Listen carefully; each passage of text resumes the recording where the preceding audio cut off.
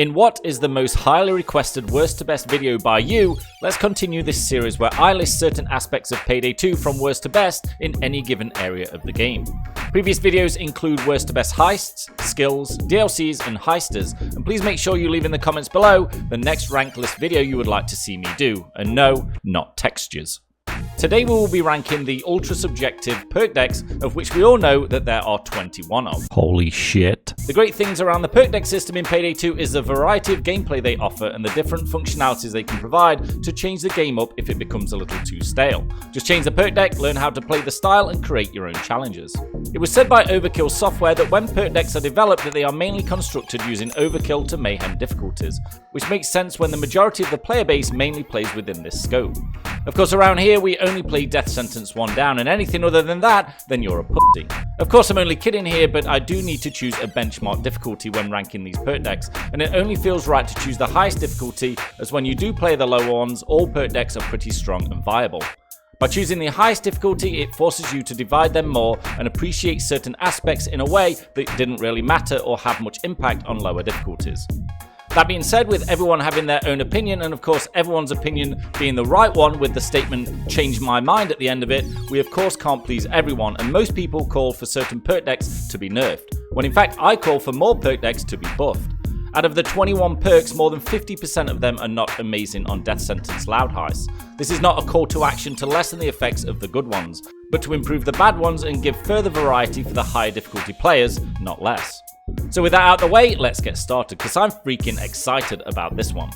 In last place for me is no surprise to those who are around my live streams or watch my build videos series, but it's Crook. Here we have one of the earlier dodge perks in Payday 2, and a playstyle that I have the most time played in as far as my time goes in Payday 2. What is good about Crook is the ability to obtain a max dodge of 45 statistically, ranking it as one of the second highest in that regard. Its backup feature, however, is higher armor, allowing you to use armor with your dodge build, whereas other dodge builds, the armor will penalize your dodge statistic. Sadly, when we look at how Death Sentence works and the majority of enemies we encounter, the amount of armor that Crook awards us virtually makes no difference to our survivability. With that, even the dodge is relatively high by using this perk, you are literally just handicapping yourself if you want to play a dodge build, as the other dodge perks all offer something more worthwhile as their second string, that's actually beneficial to the player. Yakuza falls low on the list for its inability to again offer us anything in terms of increased survivability. With some utility in stealth builds as far as movement speeds go, this is where most players will equip this perk.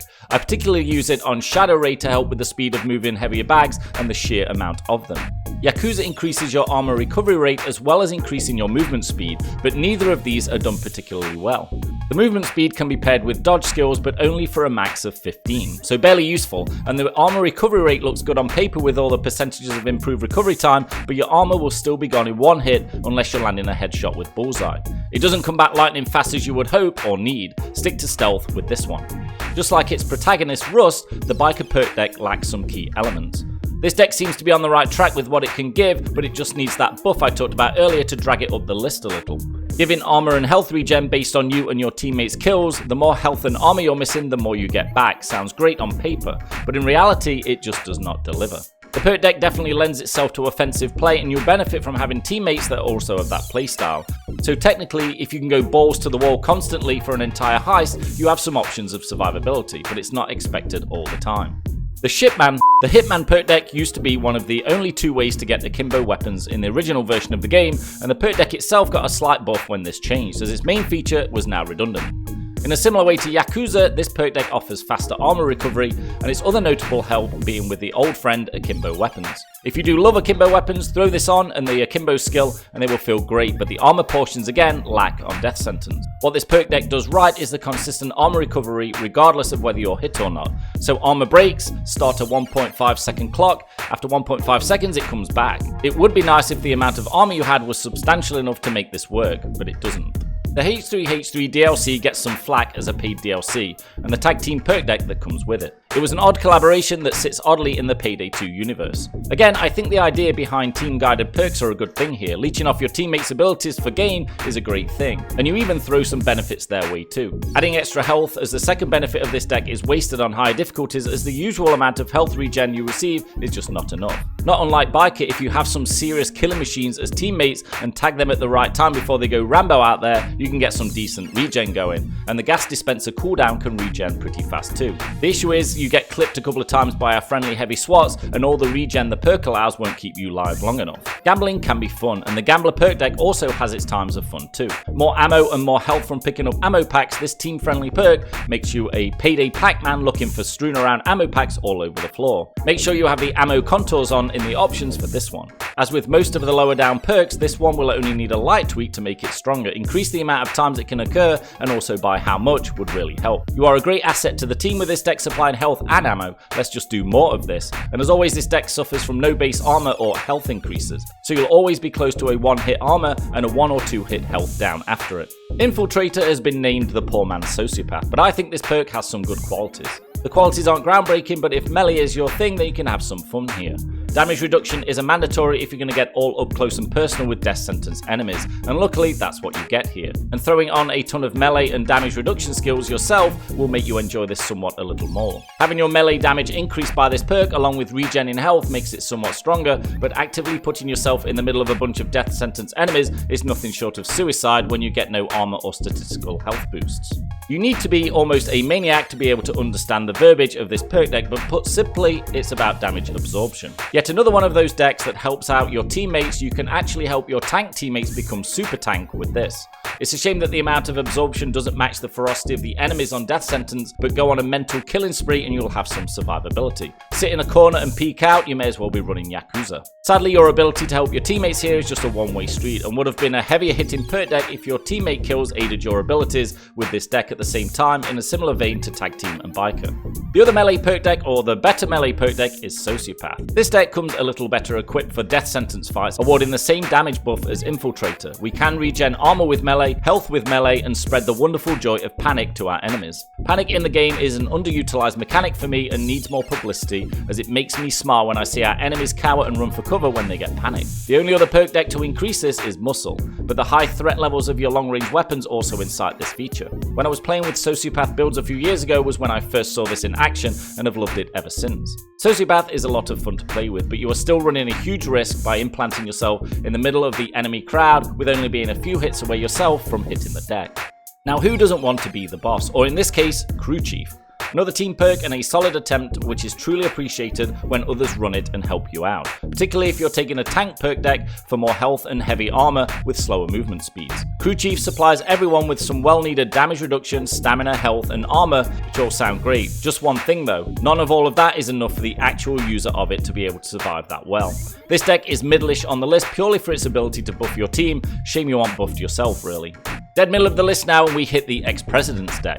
This used to be my favourite perk deck and was extremely viable on most maps on the highest difficulties. Store health from the kills you get and then regen that health when your armor breaks and recovers was such a refreshing take on health regen, and was made strong by utilising the bullseye skill to armor gate the entire process. With this deck you grab some decent health buffs, however still not really enough, and then some dodge, so you can take the suit, barely any armor but grant some decent dodge and have a good amount of health build up ready to come back. It's an exciting playstyle on death sentence, very different from dodge and tank builds.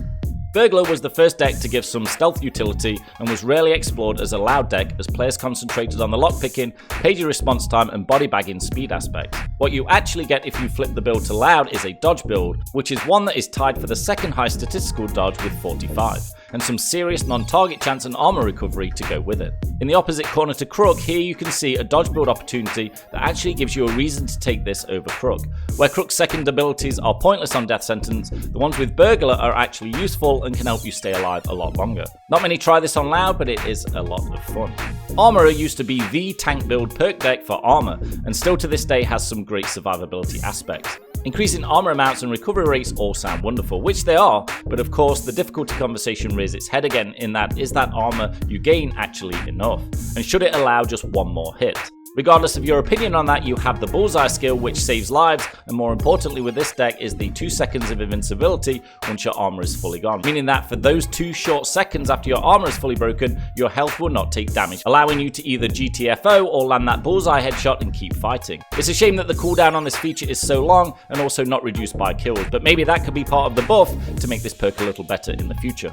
Whether you like the app or the perk deck, Grinder is a lot of fun to play, just annoying at times. This is the health regen perk deck of old, and its sole purpose is to give you your health back for killing enemies. With so many variations of this perk deck in its lifespan, we landed somewhere on the not the best but usable side of it. Alongside its regen properties, there are some health increases and some armor piercing benefits, which are both welcomed. But you just have to be pretty careful out there in the open, as although the health can come back pretty quickly, it sometimes doesn't feel as quick when you're getting hit for 225 damage from 200 yards away. 2 times in 2 seconds. The old faithful Rouge Rogue perk deck that had its crown as the favourite amongst many players. If you wanted a pure dodge deck, this is where you went. Being able to reach the high statistical dodge in the game of 60, this deck with duck and cover ace will push you to 70 dodge when sprinting, which sounds pretty good. It's just that you need to get ready to take 1-shot hit to your armor and a 1-shot hit on your health. So playing this deck is dicey. In fact, the better name for this deck would actually be Gambler. The other abilities for this deck are weapon swapping speed, which you notice once you stop playing it, and also the ability to pierce enemy armor. This is pure dodge basically, and if you do like taking a chance, it can be a lot of fun, or very frustrating, depending on your luck that day. Being an 800-pound gorilla sounds like a lot of fun. Well, sometimes. And if you want a ton of health and some health regen, then here you go. Muscle gives you 80% more health, and that sounds like a lot, which it kind of is. And it's near good with survivability, particularly with the health regen aspect. You can definitely have a lot of fun with this deck, and like I previously mentioned, have some further fun with the panic mechanic. Oh shit, that rhymes. Take a high threat weapon with no silencers, and then watch your enemies shake, hide, and dive out the way. It is so satisfying. Sicario is a great alternative to the other dodge perks, and for some gets lost in the shuffle of a very crowded space. Where Sicario shines is the ability to replenish your armor by dodging. Dodging itself is just by chance, so lose that dice roll first time and your armor is gone. Dodge the next shot and your armor comes right back. Whereas the other dodge perks only give you the chance to either dodge again or take a health hit. On top of that little masterpiece, you also get the smoke bomb, so become Mr. Objective at the same time. Throw that puppy down, stand in the 10-second smoke to avoid 50% more bullets, and make our enemies lose 50% accuracy, when also doubling the other perk deck effects and giving some dodge chance to our teammates who are also in the smoke. This is a top tier dodge perk and has some amazing secondary abilities. If you haven't ventured into this one yet, you have to try it. Hacker is the final dodge deck on the list, and again surprises with the utility of the deck when you look past its 45 dodge statistic. Get 2 pocket ECM charges that can be utilized in stealth and loud. In stealth, 6 seconds can be turned on to block cameras and pages if you have a little slip up, but in loud they take on another level. Stun enemies with the feedback for 6 seconds, but land a kill within that 6 seconds and you will gain an extra 20 dodge for half a minute, and any kill while the feedback is active and you get 20 health. If your teammates get a kill, you also get 10 more health. The cooldown timer on the pocket ECMs are long at 100 seconds, but you remove 6 seconds for each kill, so being active like a dodge build promotes, you can have these back in no time.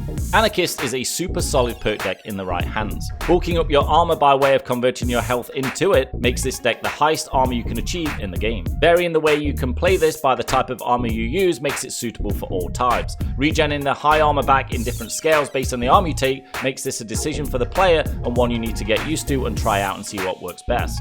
Being aggressive with this deck is also in your best interest, as dealing damage will grant you the heavy armor back. So along with the all-important Bullseye skill, you can cycle this armor back efficiently if you play it right. Back in the day, the Anarchist Frenzy combo was the overpowered duo, and got rightly nerfed, as having that damage reduction on top of that armor allowed even players like me to solo on the highest difficulties with relative ease. Want to feel like a king? Kingpin is a strong perk deck that is so much fun to play. You just have to get used to it. As with many perk decks now, the throwable slot has a utility and replaces the regular flashes, shurikens, molotovs, etc. And as part of some of these decks, like Hacker, Kingpin, Stoic, Sicario, all require some game time to learn and get used to. Once you find the best way to play these types, you open up the possibility to enjoy higher difficulties a little more and find some success.